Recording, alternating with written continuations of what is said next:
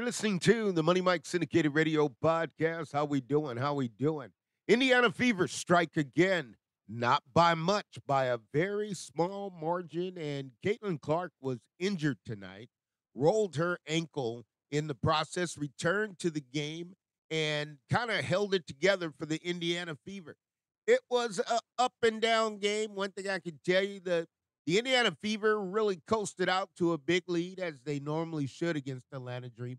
But for some reason, the Indiana Fever, each and every time, keep letting them back into the game. They kept letting them back.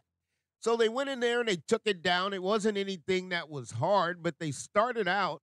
Indiana was up in the first 22-17. Added on to that, scored 52 in the first half.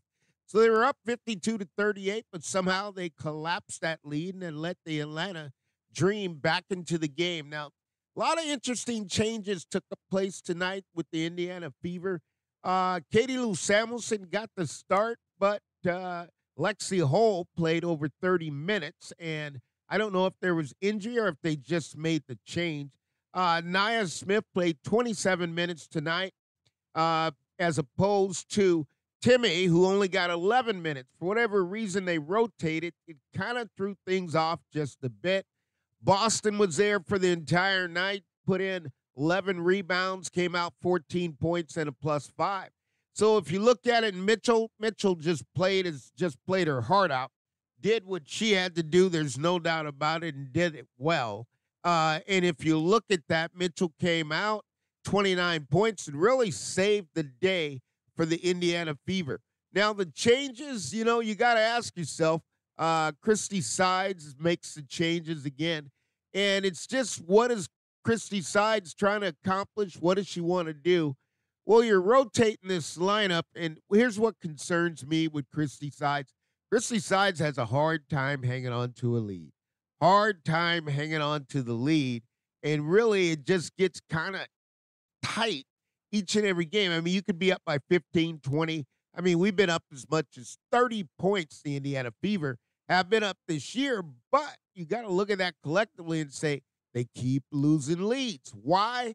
I'm not sure, but, you look at Boston, played a good game tonight. I mean, followed it through. There's three teams that you got to look at that the Indiana Fever play each and every night. Okay, you're going to play the opposing team, which is the Atlanta Dream, and then you got to play the officials. So there's three teams on the court, and I'll tell you, it is tough sailing trying to get consistency out of WNBA officials. That's concerning, because every time they take the court, you got another set of rules that you're following. Now, here's what I do know. The Indiana Fever are really under attack as far as the reaching and what they're getting as far as fouls called. Now, when you look at this and you want to position it, here's where you got to kind of go to the stats and say, okay, what happened tonight? Indiana Fever actually shot 40% from the field, 37% from the three, 80% from the free throw line. Controlled the rebounds, 18 assists, 8 steals. And you know what? Here is a special stat. If you look at Caitlin Clark, played 37 minutes, 6 of 14, finished with 19 points, 2 steals. Okay, 7 assists, 7 rebounds, also 2 turnovers. Okay, that may be a season low for Caitlin Clark, but she got the job done. And here's where I'm going to go to Lexi Hull. Lexi Hull was a +4, played 30 minutes, 1 of 3 from the field, put up 4 rebounds. But here was the deal. Lexi Hull stepped up.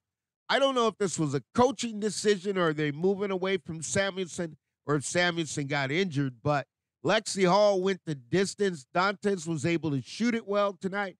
Also 4 of 5, came in 3 of 4 from the three-point line. So there was definitely a lot of attention that went on, and you get back to it. The steals were being done. Clark Mitchell played really good basketball, but when you get back to it, she kind of saved the day for the Indiana Fever. I mean, once Caitlin got injured, that was something that they had to step in, and they just had to overcome. They weren't expecting the injury, but it kind of came out, and folks, the way it kind of positioned itself was very interesting, because you look at it and you say, well, what happened? Caitlin rolled her ankle, And if you look at this here, she'll roll right underneath and just collapse right down on the ankle. I mean, it was just that quick. And it wasn't anything that anybody was expecting. It was just that, she kind of got going. And again, it just kind of collapsed on her and it rolled her ankle. So she was down.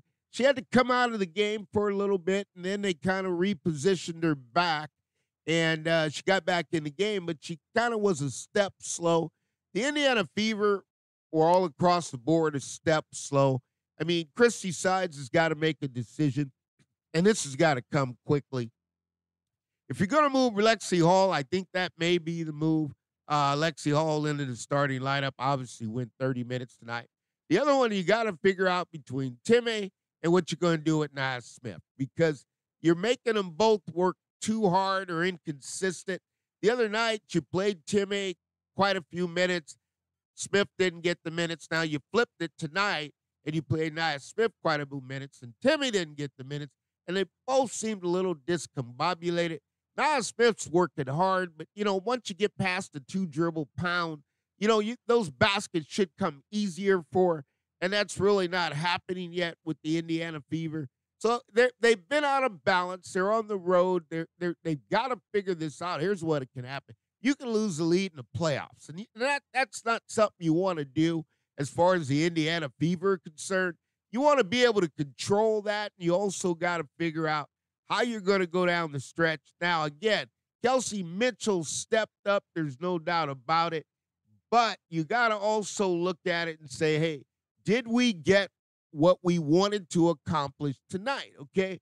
And, Caitlin got in there. She put up some numbers, but it wasn't in a great flow. And as I looked at it, 6 of 14 from the field, 4 of 9, 3 of 3 from the free throw line, 7 rebounds, 7 assists. But it was just everything was a step off for the Fever. Like I said, they went up quite a bit, and then they gave the lead back. They closed it out. But it's got to get more consistent. Now, I don't know how you do that with the WNBA officials. And this has got to be something of concern across the board. I don't know if you're going to call this something that the Fever fans are looking at, but the way they call the games against the Indiana Fever are really inconsistent. And if the officials can't get it assistant with what can and cannot do, I mean, you got it in there where they're allowing a lot of reaching that's coming across. And when I say reaching, you're coming across the body. I mean, there's a couple calls where you saw Boston clear out, and there was an elbow trying to step through 2 players. But this inconsistency against the Indiana Fever, that's got to change at some point. Now, they're going down the stretch. They're in great position to get into the playoffs. But to go deeper into it, Christy Sides is going to have to figure out a lineup and a rotation.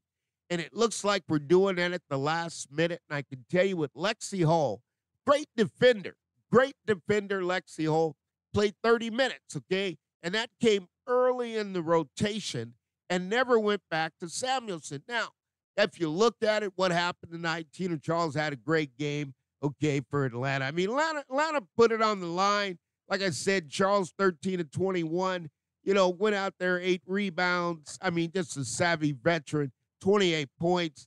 And, you got to look at Alesha Gray, who kind of took the shot, was injured, 12 points. Canada finished with 10, Howard 16. Now, here's where I want to go back to the Indiana Fever, and I want to bring it across on the team defense. All across the board, every player that touched the board tonight finished in the plus. Okay, and that's a rarity. You won't get that very often, but this is a record that you're looking at here in the plus minus.